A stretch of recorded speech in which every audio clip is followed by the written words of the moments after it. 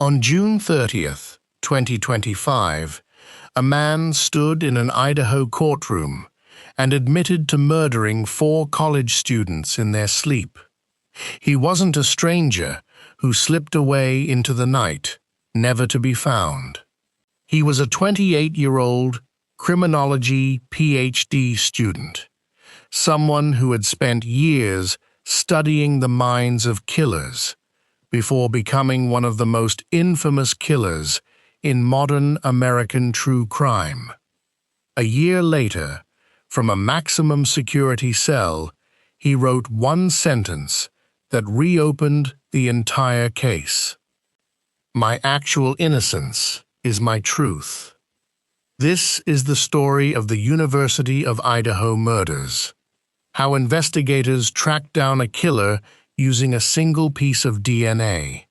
How a case that seemed destined for a dramatic trial ended in a quiet guilty plea instead.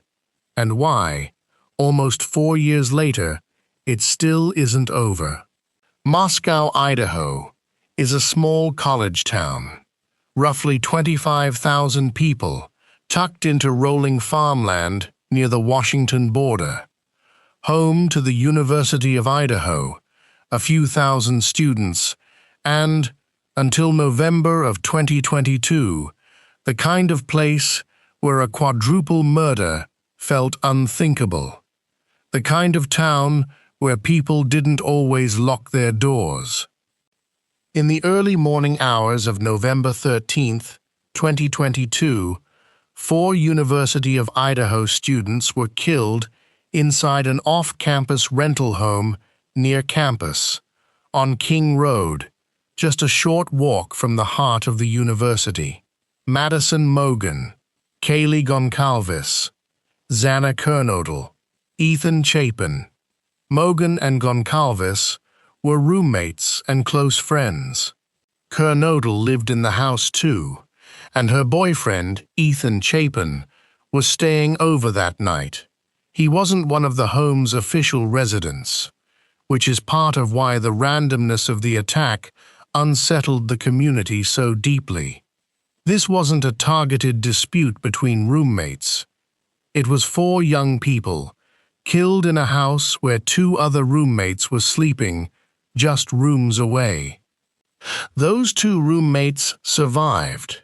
According to police records, one of them told investigators she saw a masked intruder inside the home in the early morning hours, a detail that wouldn't become public for months, but that investigators had from almost the very beginning. Victims weren't found until midday, when friends who couldn't reach them went to check on the house. Within hours, the case became national news. Within days, it became an obsession for the press, for true crime communities online, and for a police department that for weeks had no named suspect, no consistent official narrative, and a small-town homicide unit suddenly under a level of scrutiny most departments never face. For almost 7 weeks, there was no arrest. And in that vacuum, the internet did what the internet does. It started naming suspects of its own. Amateur online sleuths built entire cases against people who had nothing to do with the murders. Several completely innocent people were accused publicly, with real consequences for their lives and reputations, before investigators ever named an actual person of interest.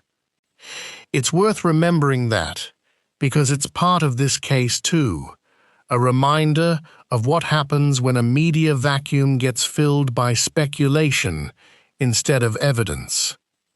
The real break came from physical evidence left behind at the scene. Investigators recovered a knife sheath near one of the victims, and on it they found DNA. At the same time, investigators were quietly building a digital timeline, surveillance footage from businesses near the King Road house, and cell phone location data, all pointing toward a white Hyundai Elantra that had been seen circling the area multiple times before the killings and leaving shortly after. That trail eventually led investigators to Bryan Kohberger, a criminology PhD student at Washington State University, just across the state line in Pullman, roughly a 15-minute drive from Moscow. The detail that a criminology student, someone studying the psychology of criminal behavior, would become the suspect was, for a lot of people following the case, almost too strange to process. Investigators later obtained a sample of Kohberger's family's trash from his parents' home in Albrightsville, Pennsylvania. The DNA recovered from that trash was matched to the DNA on the knife sheath found at the scene. Police records released after his arrest also included an interview with a friend of Kohberger's who told detectives that around the time of the murders, Kohberger had a noticeable scratch on his face and injuries to his knuckles. Injuries Kohberger reportedly attributed to a car accident. The same friend said Kohberger seemed to talk more than usual in the weeks after the killings. On December 30th, 2022, nearly 7 weeks after the murders, police arrested Bryan Kohberger at his parents' home in Albrightsville, Pennsylvania. In May of 2023, a Latah County grand jury indicted Kohberger on 4 counts of first-degree murder and 1 count of felony burglary. For nearly 2 years after that, the public heard very little. A gag order limited what lawyers, investigators, and other officials connected to the case could say publicly, which meant the case moved forward almost entirely behind closed doors, a stretch of near silence that only fed the public's appetite for any new detail that leaked out. A trial was scheduled. Jury selection was set to begin in August of 2025. Prosecutors were expected to seek the death penalty, which is still enforced in Idaho, and the case was shaping up to be one of the most closely watched criminal trials in the country. It never happened. On June 30th, 2025, about a month before that trial was set to start, Bryan Kohberger agreed to a plea deal. In exchange for pleading guilty, prosecutors agreed not to seek the death penalty. On July 2nd, 2025, Kohberger formally pleaded guilty in court to all 4 counts of first-degree murder and the burglary charge. When the judge asked him directly whether he was pleading guilty because he was guilty, he said yes. It was, at that point, the most direct and complete admission he had ever made, after years of his defense team fighting the charges. On July 23, 2025, Judge Stephen Hippler sentenced him to 4 consecutive life sentences without the possibility of parole, plus an additional 10 years for the burglary charge, along with roughly $270,000 in fines and restitution to the victims' families. At sentencing, family members of the victims gave emotional impact statements in court, describing the people they'd lost and the years of grief and uncertainty the case had put them through. Kohberger himself declined to speak. For most people following the case, that was the end. A guilty plea, a life sentence. No trial, no appeal. Because as part of the deal, Kohberger had waived his right to appeal. The case even became the subject of a Netflix docuseries revisiting the murders and the investigation. Case closed. Except it wasn't. In late July of 2026, about a year after his sentencing, Bryan Kohberger filed a handwritten petition from the Idaho Maximum Security Institution, asking the court to let him withdraw his guilty plea. His claim that his own defense attorneys pressured him into the plea deal, promising him better conditions in prison and warning him about the realities of life on death row if he didn't take it. In a statement to the New York Times, his first public comments since 2022, Kohberger said, quote, "My actual innocence is my truth, and the plea, hinged on by false promises and blatant disinformation, must be withdrawn." He also claimed, according to his petition, that on the night of the murders, he had simply gone out to, quote, "hike and run and/or see the moon and stars."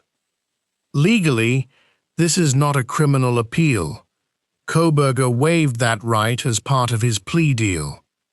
Instead, what he's filed is a civil petition, what's known as a post-conviction relief claim. And legal experts who've weighed in publicly described the bar for winning one as extremely high. Kohberger essentially has to prove that his legal representation was so deficient it barely functioned as legal representation at all. Not just that he regrets the decision, but that his lawyer's conduct fell far below any professional standard. Both the Latah County Prosecutor's Office and the Idaho Attorney General's Office responded quickly. The prosecutor's office said it was saddened that Kohberger, quote, "continues to victimize their families and friends." The Attorney General said his office is, quote, "ready to do whatever is necessary to ensure justice is fully carried out." As of now, there's been no ruling on the petition. The case that seemed finished in July of 2025 is, once again, an open legal question in an Idaho courtroom, and, for the victims' families, an old wound reopened just as the anniversary of the murders approaches once more. Madison Mogen, Kaylee Goncalves, Xana Kernodle, Ethan Chapin, 4 students, killed in their own home 3 years ago this coming November. A guilty plea gave their families something that looked like closure. Whether that closure holds is now, once again, up to the courts. If you want me to follow this story as it develops, subscribe and let me know in the comments what case you want covered next. V. Madison Mogen, Kaylee Goncalves, Xana Kernodle, Ethan Chapin, 4 students, killed in their own home 3 years ago this coming November. A guilty plea gave their families something that looked like closure. Whether that closure holds is now, once again, up to the courts. If you want me to follow this story as it develops, subscribe and let me know in the comments what case you want covered next.